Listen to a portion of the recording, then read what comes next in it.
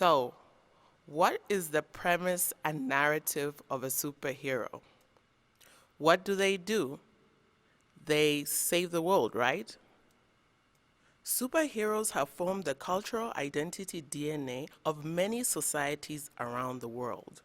I know this sounds a bit comic book theory-like, but think about it. Personalities who've influenced the world in positive and productive ways are usually cast as these larger-than-life characters who just swoop in and save the world in one way or another. And the West have a really good way of spreading this comic book theory knowledge, not just through its education system, but also through its big cultural media, its literature, and many other platforms. It's very effective, and I'd like to test this theory. I want to discuss the idea of creating an African superhero curriculum. Stay with me. I'll start by showing you a list of names, and I'm going to need your help. Are you up for the challenge? I didn't hear you. Yes. Great. So here we go. Jesus Christ. I want you to raise your hand if you've seen any of these characters in your education system, in your school, whether you've read them in a book or any kind of cultural media. Great. I mean, we've got to admit, this has got to be the biggest superhero of them all, with him dying for our sins and everything. Queen Elizabeth, Queen of Great Britain, and for a lot of Africa, responsible for how we understand and see the world. Mahatma Gandhi. Go ahead, raise your hand. Is an iconic leader and India's peace advocate. And of course, Disney's Cinderella. Responsible for how we view beauty and understand romance, long-suffering agony, and maybe some joy. We have to admit that at least one of these characters has affected how we view and understand the world. Some of us even try to live by this code. I know I do. So I guess it's safe to say, hashtag superhero knowledge goals of the West achieved. Job well done. Okay, now I'm going to show you a second set of names, and I'd like your help again. I want you to do the same thing. When you see the names, I want you to raise your hands if you've seen any of these names in your education system, whether you've read them in a book or seen them in any kind of cultural media.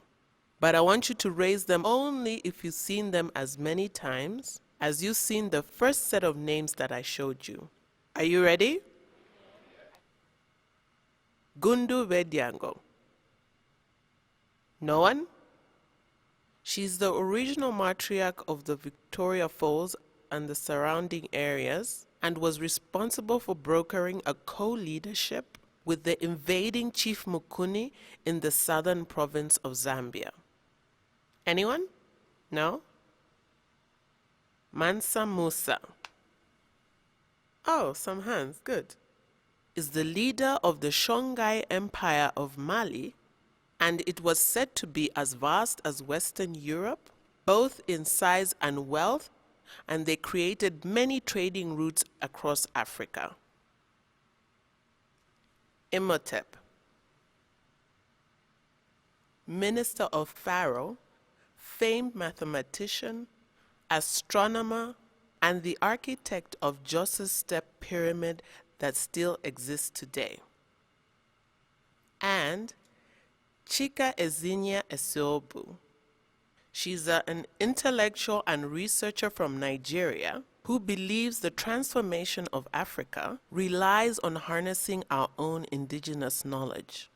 Now, I notice most of you raise your hands in the first set of names rather than the second one. But I'd argue with the list of information here, it would be much more impactful if Africans had learned this information.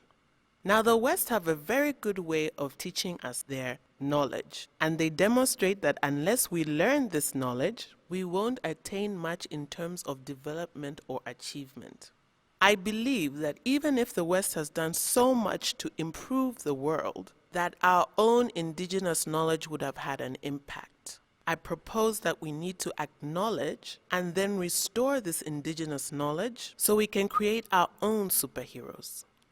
I call them superheroes because had this information been retained and cultivated, it would have existed together with modern systems of knowledge. For example, look at the story of Ku-Atenga. That's today's example of gender equality. You have a strong man and a strong woman with the ability to rule, but they decide that ruling together is better than ruling apart. Or we can take it back to the story of Imhotep, who shows that Africa has a long history with innovation and ingenuity. So, then why aren't we doing much to cultivate and harness our own indigenous knowledge? It's not like we don't have it. We do. I guess we just haven't learned it, or perhaps we've forgotten it. I like the words of Tom Mboya.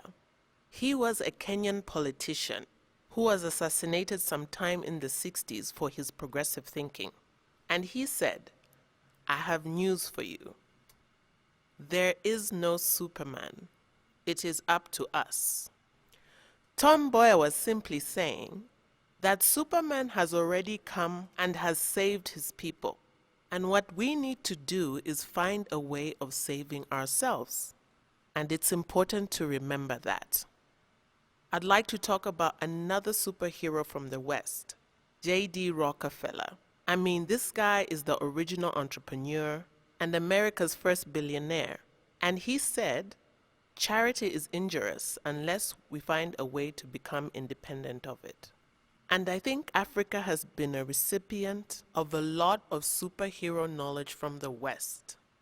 So, Rockefeller speaks the truth.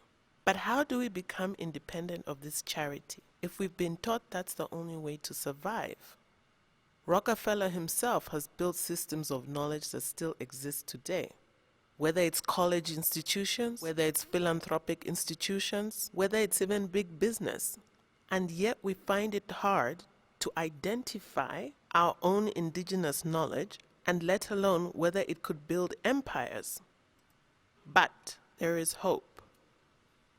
What we need to do is relearn this indigenous knowledge, not as a way of living in the past, but as a way of impacting the future, so that we can find our place in the new world order, so that we can rise up and create these superheroes that we're talking about, so that we don't end up with leaders who are prone to plunder, so that we have young people who can innovate despite their circumstance, so that we have well-fed children who can learn, so that we can take a seat at the table rather than waiting for crumbs. The problem with what we teach and how we teach it is that we teach it in a way that somebody will come and save us. Whether it's a job, whether it's a degree, whether it's an NGO, a corporate company, a relative, the West, whatever. What we should do is be teaching in a way that would save others, that would save Africa, or even save the world. That is the mindset that creates genius rather than repels it. I agree with the words of Tom Mboya. There is no Superman that is coming to save us. What we have to do is remember that we're super beings who are capable, both mentally and intellectually, to impact our own circumstance. I have one request for you. The next time you go about acquiring the superhero knowledge from the West, and you should because it's a good thing, it helps, I want you to think about what it would be like to create an African superhero knowledge system. We need to create and restore our own indigenous knowledge systems. And I believe it can start with creating an African superhero curriculum. Thank you.